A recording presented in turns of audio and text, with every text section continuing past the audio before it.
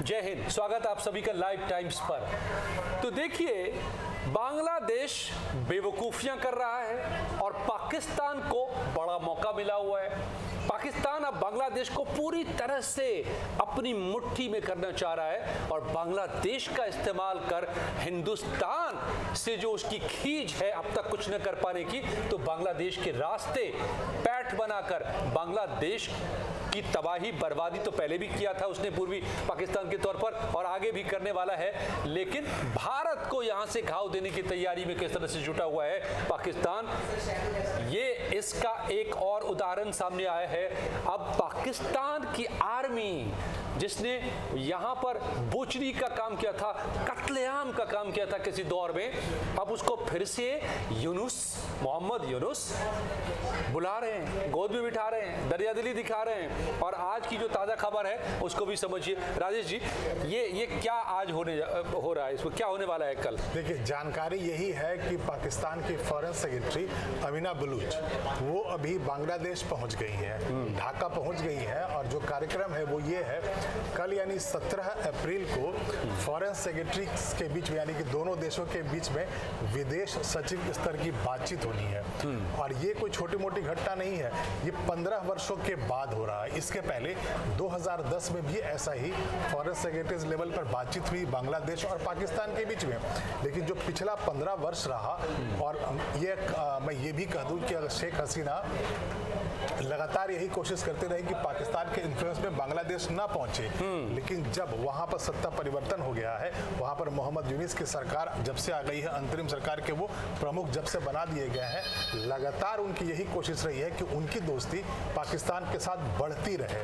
पहले भी वहां के मिलिट्री के सैन्य अधिकारी वहां आते रहे, बार बार पाकिस्तान के अधिकारी पहुंचते रहे, और अब सीधे फॉरेन सेक्रेटरी लेवल पे कल वहां पर बातचीत होनी है। और जो सबसे महत्वपूर्ण ये है, खास ये है कि इस मीटिंग का कोई एजेंडा बताया नहीं गया है। तो जो ये है कि आप हाई लेवल पे अगर आप मीटिंग करते हैं, फॉरेन सेक्रेटरी, फॉरेन मिनिस्टर, अगर समिट लेवल पे आप बातचीत करते हैं, प्राइम मिनिस्टर एजेंडा डिक्लेयर्ड रहता है, एजेंडा डिक्लेयर होता है। लेकिन ये जो फॉरेन सेक्रेटरी पहुंच गई है बांग्लादेश में पाकिस्तान की, और एजेंडा बिल्कुल क्लियर नहीं है कि किस आधार पे और क्या बात होने वाली है, यही शक बढ़ाती है। हाँ, कुछ जो बातें छनकर बाहर आ रही हैं कि क्या क्या बातें हो सकती हैं, जो कुछ सूत्र बता रहे हैं, खुफिया जो जानकारियां दरअसल निकल के सामने आ रही है, वो कह रहे हैं कि एफओसी यानी कि फॉरेन ऑफिस कंसल्टेशन की बैठक इसमें होगी, द्विपक्षीय मुद्दों पर तो बात होगी, सैन्य संबंधों को बनाने पर बात होगी।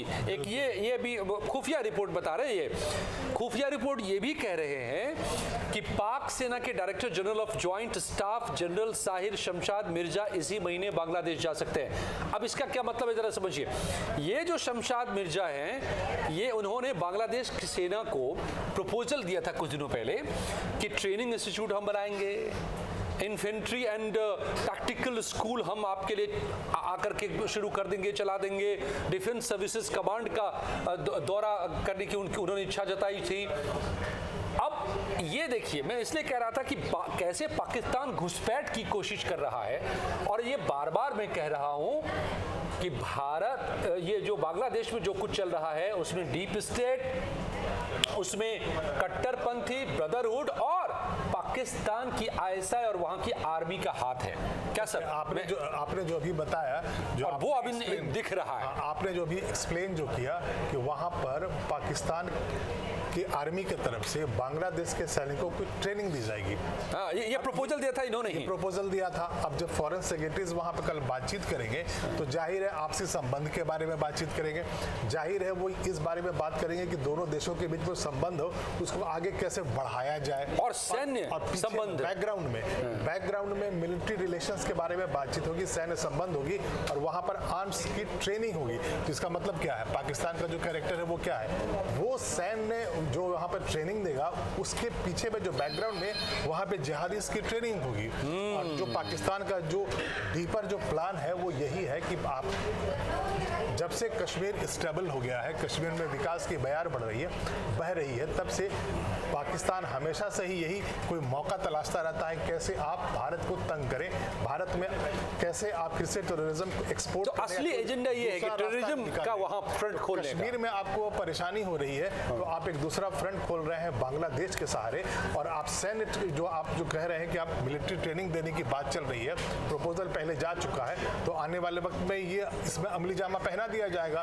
तो आप मिलिट्री ट्रेनिंग के नाम पे आप क्या करेंगे? जिहादीज फैक्ट्री चलाएंगे, वहाँ के जो युवक है उनको आप बरगलाएंगे, उनको आप मिलिट्री ट्रेनिंग के नाम पे आतंकवादी बनाएंगे। असली खेल ये है, असली खेल ये है कि वहां पर आतंक की फसल जो अब देखिए क्या हुआ, पीओके में दुकान लगा के बैठते थे, भारत ने घुस करके मार दिया, उड़ा दिया।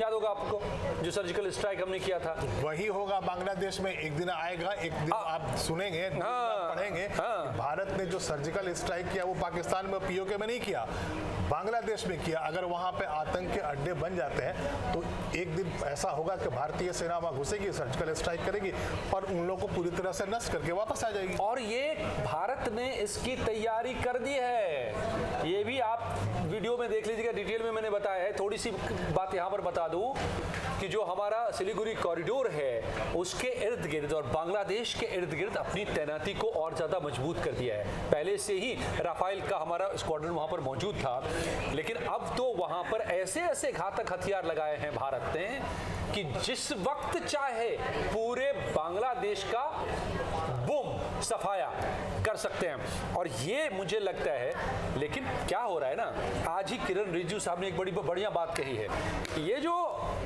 इस वक्त जो बैठे हुए हैं बांग्लादेश में सिरमौर बन करके मोहम्मद यूनुस, उसको लेकर के किरण रिजिजू साहब ने कहा है कि ये ना मैच्योर आदमी नहीं है, ये मोहम्मद यूनुस मैच्योर नहीं है, ही is not a mature politician, ये मैच्योर राजनेता नहीं है। मैच्योर आदमी जरूर हैं क्योंकि वयोवृद्ध हो गए हैं आप तो, हाँ, लेकिन as a politician he is not a mature man, ये किरण रिजिजू ने दो टूका है। और यही वजह है कि हो सकता है कि क्या लग रहा है कि आने वाले दिनों में कभी भी भारत वहां की स्थिति को में इंटरवीन कर सकता है, इंट्रूड कर सकता है या अपनी मुट्ठी में ले सकता है, क्योंकि 1971 में तो हमें करना पड़ा था ऐसा। हमने ऐसा किया था और आज भी अगर जरूरत पड़ती है और ऐसा लगता है कि भारत के हितों पर अगर वहां से मुश्किल आने वाली है, भारत के हितों से वहां से टकराव मिलने वाला है, तो जाहिर है हम चुप तो बैठेंगे नहीं। जब हमने पाकिस्तान को चुप करा दिया, उसे अगर उसके जितने जिहाद के फैक्ट्रीज थे हमने उसे बर्बाद कर दिया, बार बार करते हैं, तो हम बांग्लादेश को क्यों छोड़ेंगे? तो ऐसा मौका अगर आता है तो बांग्लादेश को बहुत कड़ी चुनौती भारत से मिलेगी और ऐसा होगा तो बांग्लादेश मुंह की खाएगा। और अगर वो पाकिस्तान के कब्जे में, पाकिस्तान के बहकावे में आ जाता है तो पहले से ही बांग्लादेश 5 अगस्त 2024 में तख्ता पलट के दिन के बाद से लगातार नीचे जा रहा है।